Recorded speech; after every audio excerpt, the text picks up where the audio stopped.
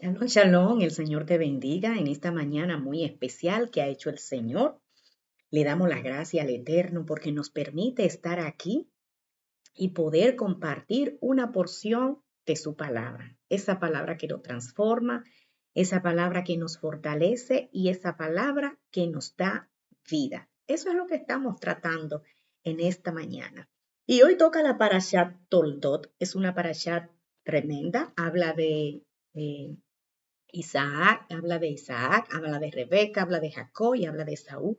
Hoy vamos a estar hablando de esos cuatro personajes. Vamos a ver qué dice la palabra, ¿verdad? Y a qué se refieren estas pequeñas frases que están ahí y aunque muchas veces la tomamos de manera literal, encierra un contenido poderoso. Así es que vamos a compartir la parashá del día de hoy. No sin antes hacer un paréntesis. La semana pasada, que compartí con algunos la parashat de la semana pasada, recibí un mensaje. Recibí un mensaje de una persona que me ama, que me aprecia, obviamente eso se entiende, diciéndome que estaba confundida porque no entendía qué hacía yo estudiando Torah. Y en la conversación me habló muchas cosas y dentro de ella me dijo que el Islam estaba creciendo mucho y que esto se había vuelto atractivo para muchos. Sin embargo, yo quiero comentar algo. Fíjense, yo estudio Torah, yo no estudio Corán, yo no estudio el Corán, que es lo que normalmente utiliza, el libro que utilizan los musulmanes para estudiar y que si el Islam está creciendo, yo estudio Torah. Y la Torah está compuesta por los primeros 5 libros que están en la Biblia Reina Valera que usted y yo leemos muchas veces. Y no tiene nada de malo estudiar Torah. Para mí fue realmente yo como que eso me... ¿Por qué? Porque profesamos y hablamos de un Yeshua que lo colocamos más en la parte de Roma que de los judíos. Cuando Yeshua fue judío, Jesucristo de Nazaret, ese que usted y yo predicamos, mi maestro, no era romano, era judío. Y como era judío, se entiende que él vivió como judío y murió como judío. Que confrontaba ciertas cosas, sí, las confrontaba, porque había muchos que estaban posiblemente añadiendo, ¿verdad? Y quitando, o quitando. Pero ese es el Yeshua que yo predico. Yo soy cristiana. Cristiana. La palabra iana significa, o iano, cristiano, significa seguidor de Cristo. Yo creo en el Maestro, yo creo en su sacrificio, yo creo que fue a la cruz del Calvario. O sea, no veo nada de malo en el por qué yo estudie Torah, un libro que sale prácticamente del pueblo de Dios, que Dios se lo entregó a su pueblo y que luego levanta al Maestro. También una de las cosas que se me dijo es que ya no había por qué mencionar al Padre, a Yahweh, porque ya Yeshua estaba aquí o había venido, ¿verdad? Creo que si ellos son uno, porque eso dice la Reina Valera que usted y yo lee, si ellos son uno, ¿por qué no mencionar al Padre? Yo me identifico mucho con el Padre. ¿Por qué me identifico con el Padre? Porque desde niña crecí con una condición y la gente aquí, quieran o no, se va a conectar con lo que le hizo falta en su momento. Como a mí me hizo quizá falta la representación de un padre, porque no lo tuve así, que me direccionara, me identifico con el Padre, lo amo, lo disfruto y lamentablemente no voy a dejar de mencionar el nombre del Padre. Yeshua lo amo con locura, porque por él hoy yo estoy aquí y puedo compartir una palabra con cada uno de ustedes. Bien, así que no se me achicopale, no se me asuste, que yo casta ahora y se alarma. Mire, si la Biblia que usted y yo tenemos, como dice un predicador, no tiene la capacidad de defenderse, no crea que usted tiene mérito suficiente para defender ese libro que es tan poderoso. si ha trascendido de tiempo en tiempo y se ha mantenido convenciendo, trabajando el alma de la gente, modificándole la conciencia y su manera de pensar, si el libro suyo no tiene esa capacidad, entonces suéltelo, porque no tiene vida, no tiene un espíritu que dé vida al que lo lee. Ahora, mi Biblia me ha demostrado a mí, la palabra del Señor. Yo no tengo necesidad de discutir, ni de hablar, ni querer sacar al que esté errado, porque la palabra es viva y eficaz, y es más cortante que toda espada de doble filo, y ella establece un orden, ¿verdad? Así es que quédese tranquilo, usted que me ama, que me aprecia, quédese tranquilo. Yo no estoy estudiando el Corán, yo no me he salido de mis raíces, de lo que yo decidí creer. Yo no soy judía, yo soy una dominicana. Y yo eso lo tengo bien claro. Ahora, yo amo todo lo que tenga que ver con el Dios que me escogió. Yo amo todo lo que tenga que ver con Yeshua. Yo lo amo. Y como Él es judío, a mí me apasionan las cosas judías. Así es que ya usted sabe, quédese tranquilo que este parto va a terminar muy, pero muy bien. Así es que vámonos a la parashá de la mañana de hoy y voy a estar compartiendo, obviamente apoyada en esta Biblia que tiene unos comentarios tremendos y las frases que utiliza me ayudan a yo poder entender un poquito más el desarrollo de todo lo que es esta trama. Dice, y estas son las generaciones de Isaac, hijo de Abraham. Abraham había engendrado a Isaac. Isaac tenía 40 años de edad cuando tomó para sí por esposa a Rebeca, hija de Betuel, el aramí, de Padán Aram, hermana de Arán, del aramí, Labán. Isaac rezó insistentemente, escuche bien, Isaac rezó insistentemente al Eterno frente a su madre, pues ella era estéril. El Eterno se dejó convencer. Oiga, oiga, oiga, qué fascinante. Y el Eterno se dejó convencer por él. Y su mujer rica, Rebeca, concibió, se embarazó. Los hijos se agitaban en su interior y ella dijo, si es así, ¿por qué yo? Y fue a inquirir al Eterno. El Eterno le dijo, 2 pueblos hay en tu vientre y 2 civilizaciones de tus entrañas se separarán. Una civilización se fortalecerá de la otra civilización y el mayor servirá al menor. Se cumplieron los días de ella, se cumplieron los días de ella para dar a luz y he aquí que había gemelos en su vientre y el primero salió rojizo. Oiga, oiga, porque hay que aclarar esas frasecitas. El primero salió rojizo, todo él como un manto velludo y llamaron su nombre, llamaron. ¿Quién llamó? Quizá los papás. Llamaron su nombre Esaú. Después salió su hermano. Y aquí hay algo, ¿verdad? Dice, el primero salió rojizo. Después salió su hermano. ¿Por qué si está diciendo primero no me dice ya el segundo? ¿Mm? Coja ahí, pendiente. Después salió su hermano, su mano agarrada al talón de Saúl y llamó su nombre. ¿Quién llamó? Pero ¿cómo así? Y llamó su nombre Isaac y llamó su nombre Jacob. Isaac tenía 70 años de edad cuando ella los dio a luz. Los jóvenes crecieron y Isaac se convirtió, o Esaú, se convirtió en un hombre conocedor de la casa, hombre de campo, pero Jacob era un hombre íntegro, morador de tienda. Isaac amaba a Esaú, pues tenía la presa en su boca, pero Ribca amaba a Jacob. Jacob cocinó un guiso y vino a Esaú, y vino Esaú del campo y estaba exhausto.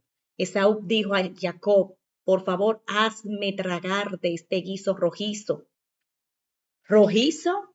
Pues estoy exhausto. Por ello llamó su nombre Edom. Jacob dijo, ven, dame como este día. Ven, no, perdón, véndeme como este día tu primogenitura, véndeme como este día tu primogenitura. He aquí que yo voy a morir. ¿Para qué me sirve la primogenitura? Jacob dijo, júramelo hoy. Se lo juró y vendió su primogenitura a Jacob. Entonces Jacob dijo a Esaú, pan y guiso de lenteja, este comió.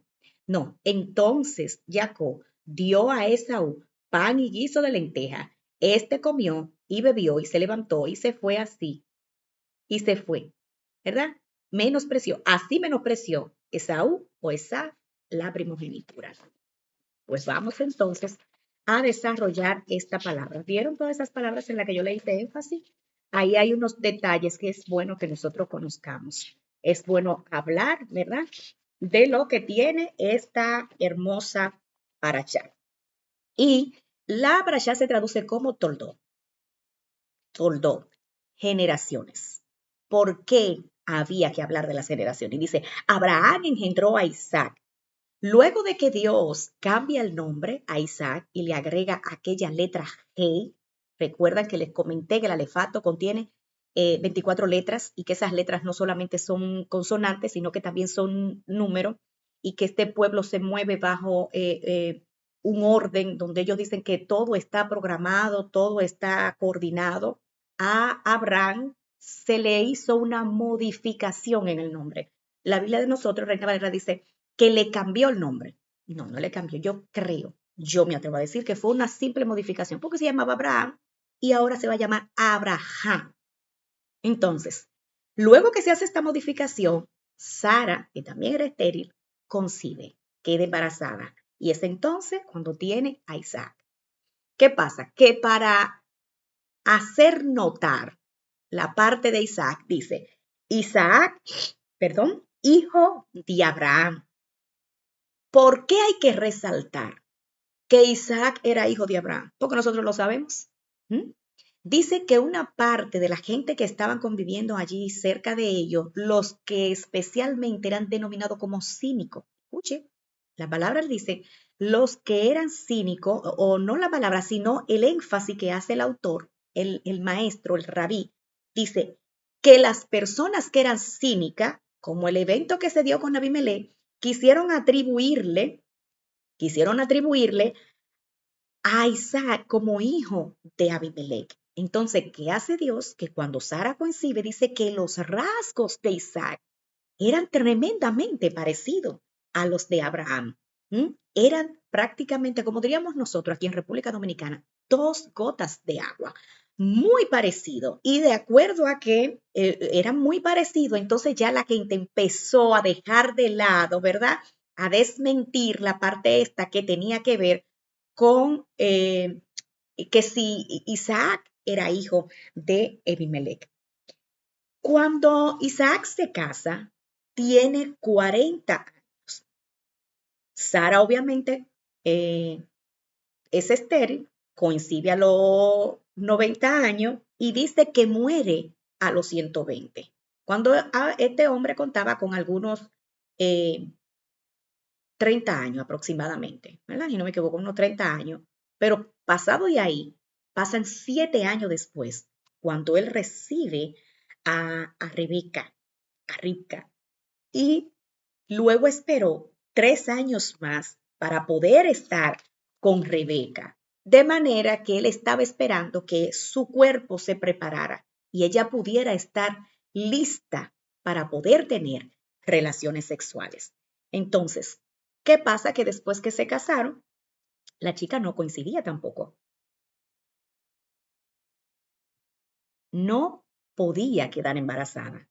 Entonces se da la unificación en ellos, se llega al acuerdo de orar. Y es entonces cuando juntos empiezan a orar. Pero esto es fascinante. Yo hablaba anoche con mi esposo porque yo le decía, ¿qué tú entiendes cuando se fueron a orar a esquinas opuestas? Mirando el énfasis que se hacía, ¿verdad? Dice que uno se fue a una esquina y otro se fue a otra esquina y estaban opuestos. Y de manera opuesta clamaban al Señor. La Biblia dice, la Torá dice, que cuando Dios hizo varón y hembra, los hizo opuesto. opuesto, de manera que eran diferentes. Está haciendo referencia a que iban a tener características diferentes, de que iban a hablar diferente, una manera de pensar totalmente diferente. Y cuando estas dos personas, Isaac toma una esquina y Ribca toma la otra esquina de manera opuesta, dice que este rezo fue potente. La oración, lo que usted y yo conocemos como oración, rezo, plegaria, es que están hablando con el Padre. A veces nos escandalizamos porque dice rezo con los católicos, pero nosotros somos hermanitos de los católicos. Léase la historia ahí de Martín Lutero. Y orando de manera opuesta, con una pasión tal, metieron una intensidad tal a esta oración que se dice que no fue una oración cualquiera. Un ruego abundante, escuche. O sea, eso era todo, a todo momento, a toda hora. Eso era como Deuteronomio 6, cuando te levantes, cuando te acuestes, cuando estés en la cama, cuando vayas por el camino, cuando estés trabajando, en todo lugar. Estaban clamando, pero había un momento específico en que uno tomaba una esquina y el otro otra esquina. ¿Por qué? Porque deseaban convertirse en padre. Un ruego obstinado. ¿Usted sabe lo que significa la palabra obstinado? Que fueron perseverantes, algo que nos falta mucho de los evangélicos cristianos. Nos falta esa perseverancia. Tomamos un tema, empezamos a clamar, cuando la cosa entra más o menos, soltamos. No, vamos a tomar esa persistencia hasta que el Señor cree milagro. Esa insistencia en ese ruego debe permanecer acá hasta que se materialice el milagro, la necesidad, la petición que usted y yo tenemos delante de la presencia del Eterno. Bien, un rezo que tenía fuerza, que tenía potencia, tenía poder. Isaac era proveniente de un hombre justo, un hombre que dejó alguna serie de situaciones allá en tierra de Ur, en la casa de su padre, para dar a entender el uno y único sabio Dios sobre la tierra como Dios de todas las naciones. Un acto que posiblemente le podía costar la vida. Pero ahí Abraham decidió salirse de todas aquellas cosas, de todo ese paganismo, de todo ese desorden idolátrico que había, y no cargar con esto. Él decidió salir, ¿verdad? Y se convirtió en un justo. Un justo es alguien que le agrada hacer las cosas de manera correcta. Un justo es alguien que busca hacer la voluntad del Eterno en todo momento y en todo lugar. Pues fíjese algo. No solamente contaba Abraham con los méritos Isaac con los méritos de él, sino que arrastró los méritos del papá. Y ahí sí es bueno orar. ¿Por qué? Porque no estoy orando prácticamente con mis méritos, porque yo me he guardado, porque no, hay unos méritos que reclamaban y eran los méritos del papá. Pero no pasaba así con Rebeca. Rebeca tenía los méritos de ella porque dentro de ella estaba la bondad, estaba el servicio, se habían plasmado una serie de cosas, como le hablé anteriormente en la parasha anterior, una serie de eventos futurísticos se plasmaron con elementos que se le entregaron. ¿Usted quiere que le diga algo? Fue un acto profético que se hizo con los zarcillos que le dieron, que medio ciclo, que las pulseras. Y muchos que vieron este videito cuando yo lo grabé estaban escandalizados, que si yo me salí, que ahora qué hago yo estudiando doctorado. Son elementos que están ahí porque están anunciando algo al futuro, son elementos que están ahí porque a simple vista no podemos ver, son elementos que están ahí para que usted y yo hagamos el esfuerzo de quemar neuronas, que muchas veces nos cuesta. Quemar neuronas para poder entender muchas cosas. Esta mujer no tenía los méritos del papá porque el papá obviamente no había tenido un testimonio grato para poder cumplir y tener los méritos como lo tenía el padre de Isaac. Cuando dice que cuando Rebeca se embarazó y ella pasaba por una casa de estudio, dice que Isaac corría. Pero ¿cómo que corría dentro del vientre? Ahí hay algo. Uno no lo puede pasar por alto. Dice que cuando pasaba frente a una casa de estudio, para que usted no se me ofenda, yo le digo Torah, entonces entienda lo que se quería salir. cuando pasaban frente a una casa donde se estudiaba la palabra. Eso es lo que está diciendo. Se motivaba, había algo en él cuando pasaba frente a una casa de estudio donde se estudiaba la palabra. Pero que cuando Esaú sentía que la mamá pasaba frente a una casa donde había idolatría o frente a algo que tenía que ver con paganismo, entonces él también quería salir. ¿A qué se refiere cuando dice que querían salir? Que se agitaban dentro del vientre de la mamá, se agitaban y había una lucha que hoy día nosotros la vemos, una lucha que hoy día se está experimentando. Bien, pero vamos a seguir en esta parte. Y luchaban dentro de sí, o sea, se empujaban uno a otro, dice el autor, dice Rashi, se empujaban. Eso era una guerra. Obviamente la mamá desesperada, pero Dios mío, ¿y qué ahora? ¿Y qué es lo que pasa? Estos muchachos dentro de mí me van a comer. ¿Mm? Con esa guerra que llevaban.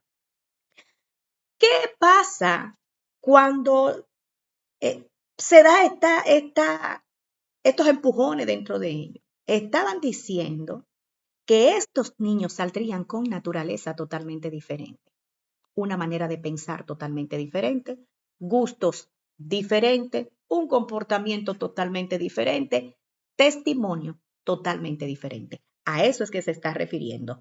Uno iba a representar lo físico, el otro iba a representar la parte espiritual. Uno iba a estar muy apegado a la materia, a lo material, y el otro iba a estar más apegado a las cosas espirituales. Esaú apegado a las cosas terrenales y Jacob apegado a las cosas espirituales. Cuando se da todo esto, Rebeca va a inquirir al Eterno.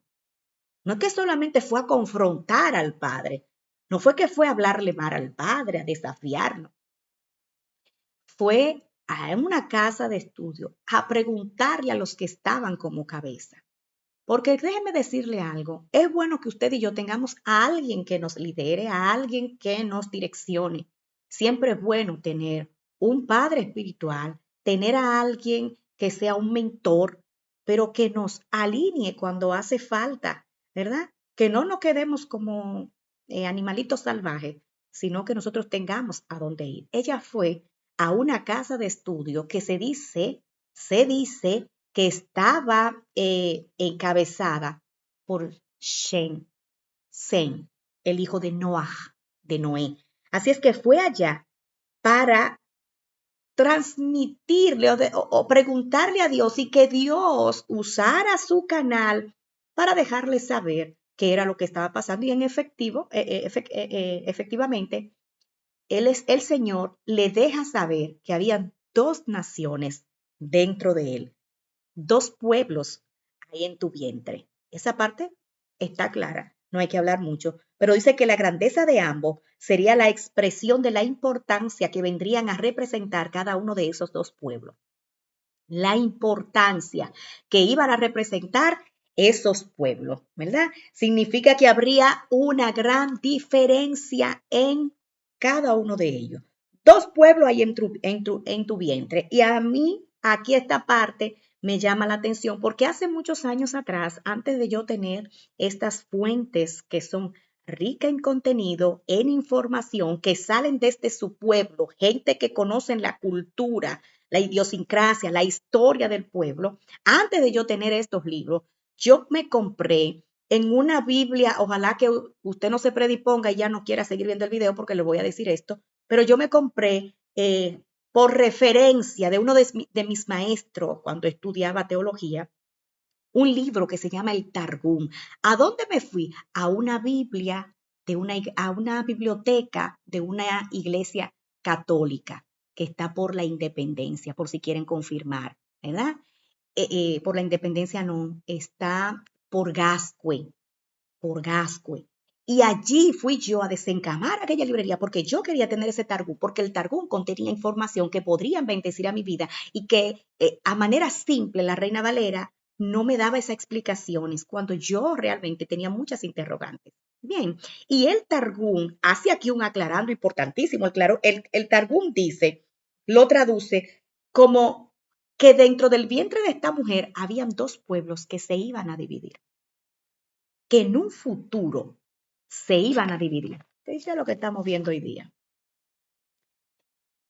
Esaf y Jacob, o Esaú y Jacob, tenían tendencias totalmente diferentes. Uno era inclinado a la maldad y otro era inclinado a hacer el bien, a ser más obediente, más juiciosito. Jacob. Pero Esaú le gustaba hacer por ahí fechorías. Que el Targum dice una serie de cosas que no la voy a decir aquí para que usted, verdad, no se me bloquee. ¿Qué pasa? Que de Esaú salen los edomitas. Y de ahí, de los descendientes de Esaú, Rashi hace aquí un aclarando muy importante y yo lo quiero compartir. Dice que cuando Jerusalén fue destruida, esta ciudad que se conoce como Tzor, que pertenecía a los Edom, empezó a crecer y a ser, se llenó de comercio, o sea, fue el punto para que se hiciesen los comercios, porque ya Jerusalén no estaba. Pero cuando Jerusalén se levanta, Zor o la ciudad de Edom vuelve otra vez y cae. ¿Por qué? Porque realmente había esa lucha entre estas dos generaciones. Y vamos a ver más adelante algo bien, bien importante. Dice que cuando se cumplieron los días, Rebeca dio a luz. Se cumplieron los días, ya cumplido el tiempo, la mujer dio a luz. Esto era un signo de que eh, eh, ya todo estaba completo y eso tenía que ser manifestado. Ahora bien, se dan una serie de eventos, pasa algo cuando estos muchachitos nacen, y es que dice que Saúl salió primero y que era rojizo. ¿A qué se refiere cuando hace tanto énfasis de que era velludo, de que era rojizo? Porque cuando dice que era rojizo, no está diciendo que era rojo porque era de color rojo.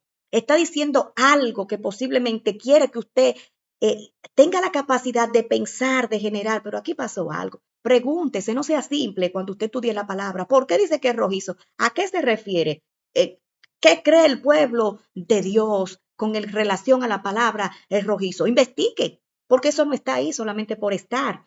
¿A qué se refiere cuando dice que salió con la palabra rojizo y que todo esto tiene una palabra, una connotación que luego tiene una raíz que cuando usted la investiga está asociada con la palabra sangre?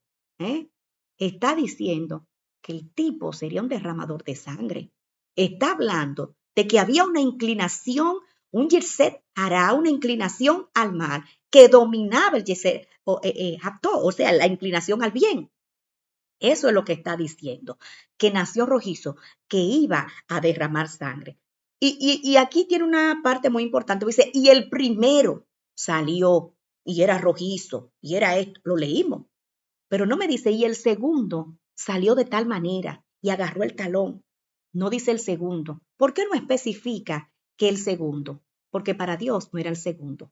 Para Dios, Jacob era el primero. Para Dios, Jacob era el favorito. Mientras los papás lo tenían y todo el contexto, porque se decía dentro del contexto cultural, que el que abriera matriz, ese era el primogénito, para los del contexto, Esaú era el primogénito, pero para Dios era Jacob. Y a mí me encantan las cosas de Dios, porque cuando usted tiene la mente muy cuadrada, Dios viene a romper paradigmas, Dios viene a romper estructuras, porque no es como usted ni yo querramos. Y la mente de Dios es infinita y es como Él quiere, cuando Él quiere, donde quiere y con quien Él quiere. Y estas cosas debemos tenerlas bien claras.